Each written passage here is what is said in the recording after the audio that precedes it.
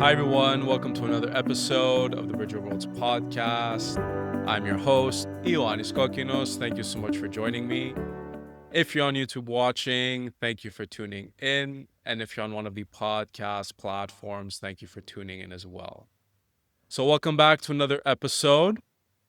If you've been following me for a while and you're following me online and on YouTube and on social media, you've probably noticed that I've rebranded.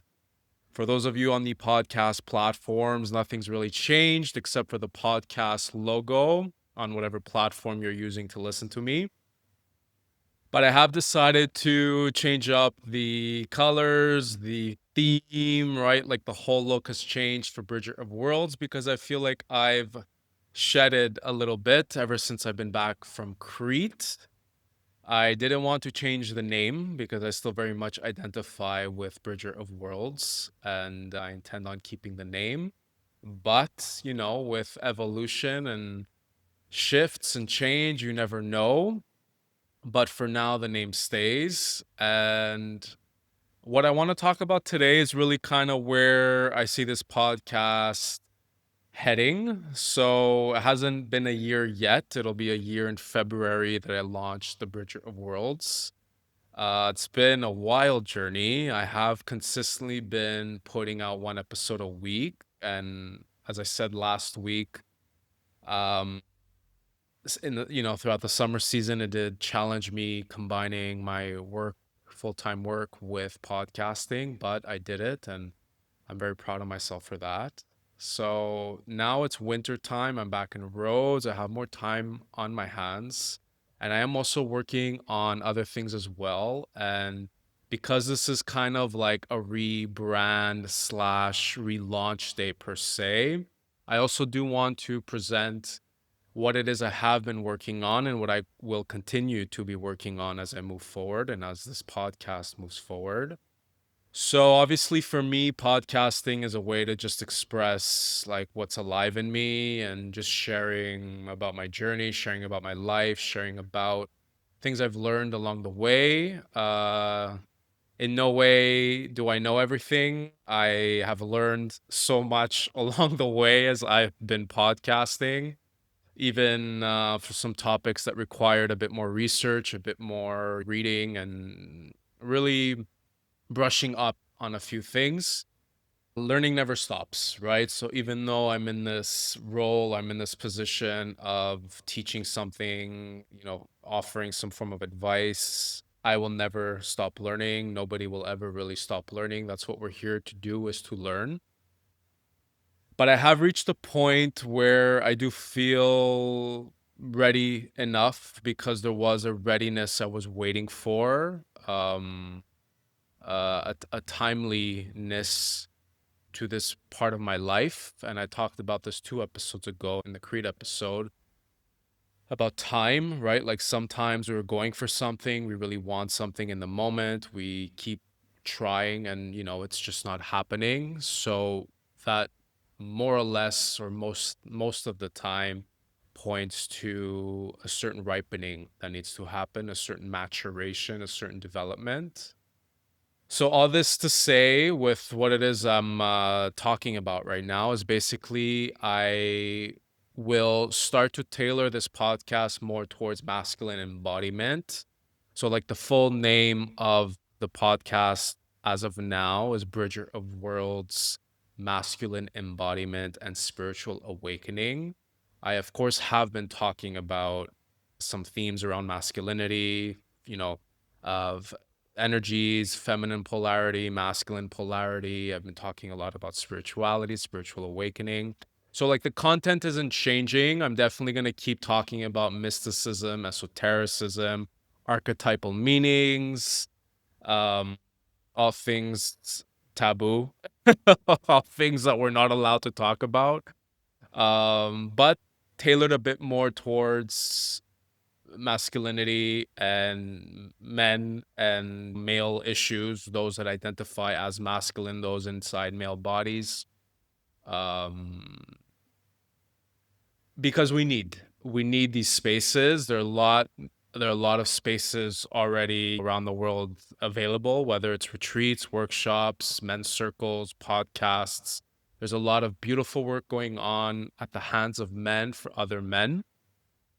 And because of my journey, because of my experience and what it is I learned around, especially masculine and feminine energetics, also porn addiction, my journey with male sexuality, with my journey with my sexuality and what it means to be a man and have a male body and male energy and feminine energy and all that, right? So I have also some things to say as far as these matters are concerned. So that's what the podcast will continue to be, will continue to be what it's always been, but we're going to start focusing a bit more on just masculine themes and topics, all the while still incorporating everything that I've been talking about thus far. I also want to announce that I will be offering some form of guiding, some form of teachership. So as of now, I am offering online offerings as far as men's work is concerned. We can work one-on-one. I'm still figuring out logistics as far as like websites and bookings and, so on and so forth. But if you are interested, you can, of course, DM me on Threads. Also, my whole social media scene has changed a little bit. So it wasn't just an upgrade as far as like logo and colors and the brand is concerned. I also did a bit of a social media recycle because I feel like I was putting more energy into some outlets that were not reciprocating that energy back. So right now I'm very active on Threads. I love Threads. I'm very active on Substack. I've just joined Substack. I think it's a fantastic platform for writers, for creatives, for artists, for poets, for all things philosophy, teaching, education. It's all there. It's a fantastic platform. There's a lot of brilliant people on Substack. So I've decided to join the party. And I'm still active on Instagram because I think even though Instagram has become what it's become, I was debating whether or not to delete it because it just feels like a graveyard over there. I know not everybody will agree with me because a lot of people are thriving on Instagram, but I do believe it's those that started thriving 5, 10 years ago and have just like kept up that momentum. I'm not talking about going viral or anything like that. But Instagram used to be for the creatives and the artists, and it's just become something else. But for now, I am keeping it. So you can contact me on Instagram, Threads, Substack. Of course, if you're on YouTube, you can send me a comment down below. And basically, I will be, as of now, announcing updates as far as my offerings are concerned. So right now, we are going with online masculine embodiment guiding. So we can do 1 session, we can do 3 sessions, we can do 5 sessions. It will include masculine, feminine polarity work, shadow work, breath work, meditation, facilitating meditation. What it won't be is 1 hour of psychotherapy, right? I'm not a licensed psychotherapist. I'm not a medical doctor. I'm not a psychiatrist. I'm not even a certified life coach. This is all coming from my experience and what it is I've learned, and basically offering a safe space for men in need, especially to the men that are struggling with porn use, porn addiction, sexuality, intimacy, trust, safety, feminine energy, penile issues, erectile dysfunction, premature ejaculation, very uncomfortable things and topics that men have a very hard time talking about, right? So we do need to offer these spaces, and I think it's important that men do it for men. It's not that women can't hold space for men, but I think because of the lack of authentic connection and the lack of realness and honesty amongst men is so prevalent in our lives, in the collective, in the world. I just feel like we need as men to offer these spaces to other men to really just show up in all their truth and feel safe, right? Feel safe in that, because we need to feel safe too as men. I know we talk about safety and the feminine energy and the feminine polarity a lot, right? Like the feminine needs to feel safe in order to surrender, the masculine needs to hold space so the feminine can feel safe, but men need to feel safe as well. So if we're looking at it from the energetic standpoint, it's like the man who's coming for some form of guiding, for some form of healing. It's basically man's feminine energy that is needing to feel safe by the masculine, which happens ideally by a well-rounded practitioner that can hold the space. So I guess I'm like rambling a little bit on this episode, but it doesn't matter. I just want to hop on here and just say where I'm at and what it is, what's going on with Bridger of Worlds. If you're listening on YouTube, you're also watching technically episode 1, even though this is episode 43. I've also restarted a new YouTube page because my subscribers, it's just like, long story short, I hired a marketing agency thinking they were legit. I really absolutely did not want to increase my subscribers for the sake of increasing subscribers. For the number. I wanted people that would actually be interested and engaging and would love my content. And that's what I thought this marketing agency was going to do. But they basically added like over 2,000 bots from Asia onto my account. So it's completely destroyed my algorithm. It's just completely destroyed engagement, the engagement aspect of the page. So I decided to start from scratch, totally organic. I know there are some subscribers that we're following and we're engaging, and I hope you're here now on this new YouTube page, because this is how we're going to move forward as of now, as far as YouTube is concerned. For those of you on the podcast platforms, if you're listening from home, from your car, from wherever, nothing's really changed. You just keep listening, whether it's Apple or Spotify or any other platform. Like I said, it's just basically the logo that's changed for you. So I'm feeling very excited for the podcast, for my offerings. Eventually, as well, if even I have to incorporate time, right? Like what's going to happen with time this winter, is also start an online men's circle. So I would love to gather a group of men online. I will also try to do this here in Rhodes, where I'm at, because I'm not tapped into the spiritual community of Rhodes just yet. I don't know if there is one. I know there are quite a few people here that are interested in alternative modes of healing and energy therapy, meditation, so on and so forth. But I also want to see what I can start bringing as far as offerings are concerned, face to face, because it is also important for me to have that human to human contact and connection. The online scene is great, right? It can be very easy, just hopping on your laptop and starting an online group situation or one-on-one situation. But at the end of the day, we are behind a screen, and because I've spent a lot of time behind the screen, aka porn addiction, I tend to want to avoid a lot of internet use.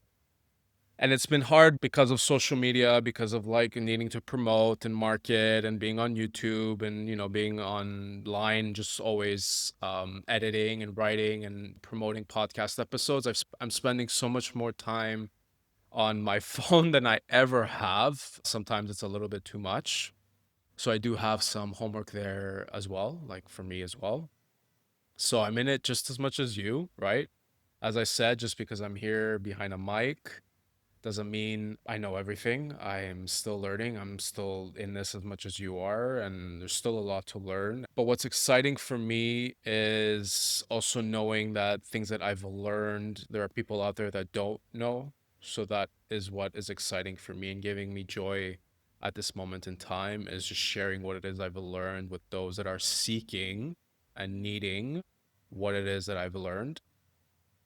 This work is not for everybody, right? It's not for every man. It's not for every woman either, right? It really does depend on what we've been through, the traumas, the pains, the experiences. But I have spent time in communal settings. I have gone to workshops, I've gone to retreats.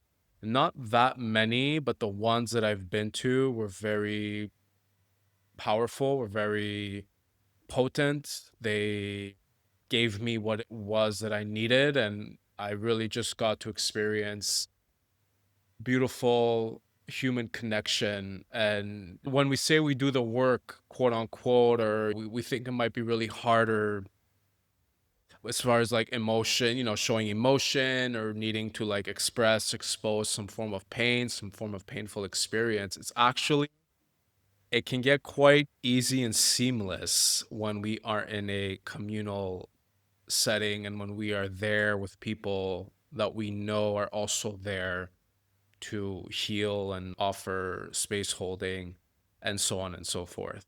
I remember my first, I think I might have talked about this in one of the earlier episodes when I went to when I started really kind of diving more into esotericism and alternative schools of thought as far as spirituality is concerned. I went to a workshop. It was about 40 people there. It was a shadow work workshop in Montreal, and the facilitator went around each person each in each circle to kind of give a small, right, like really small intro, right? We're 40 people, we can't get into like our full-blown life stories, but just a small little introduction as far as why we were there and what we were like looking to get out of the workshop.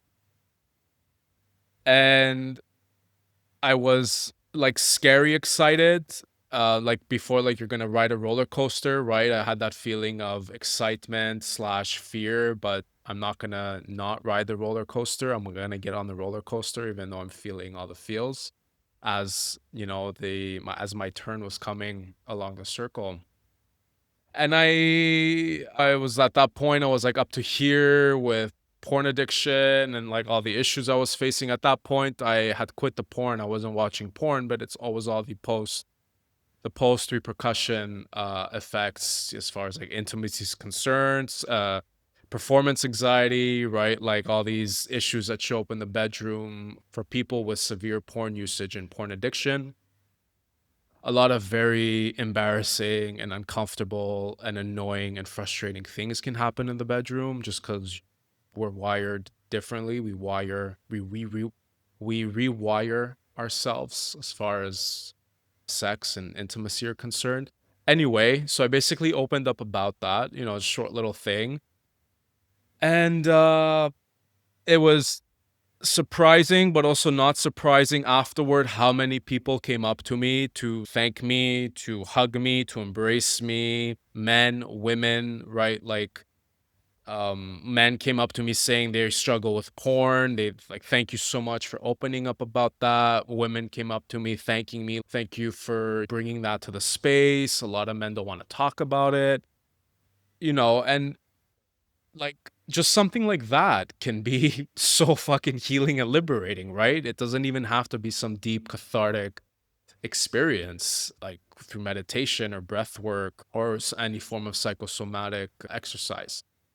So, because I've been a part of these spaces and I've seen amazing facilitators, I've seen amazing guides and teachers doing their thing, it just feels like I'm at a point now where it's my turn to offer these spaces and these containers for people that want to heal, want to speak, want to express, or seeking a safe space. This is number one for me, is that feeling of safety, because that's one thing I've struggled with my whole life, is feeling safe.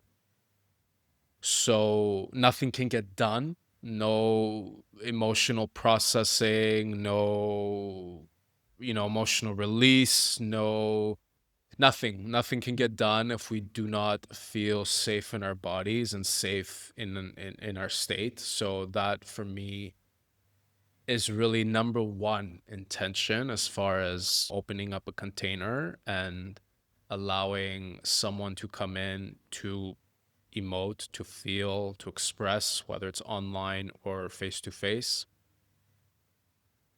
Trust is everything between the practitioner and the person that comes to heal, because the person that comes to heal is in an ultimate vulnerable state. And especially if we're talking about things like sexuality and the body and just personal things, things can get very emotionally and energetically entangled and a little bit messy.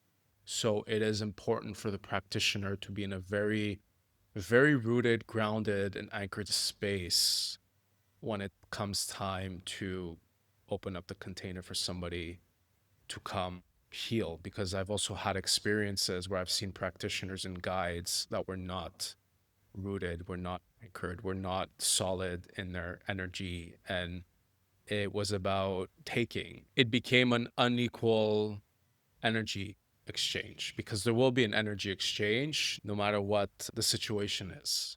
That's why it's so important for when the time comes for someone to be a practitioner, to be a guide, to be a facilitator, to have done a shit ton of shadow work.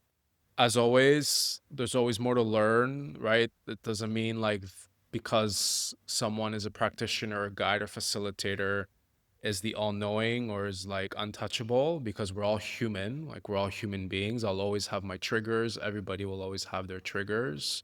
But the practitioner should be in a position to know how and where to draw lines. And that also speaks to emotional and energetic.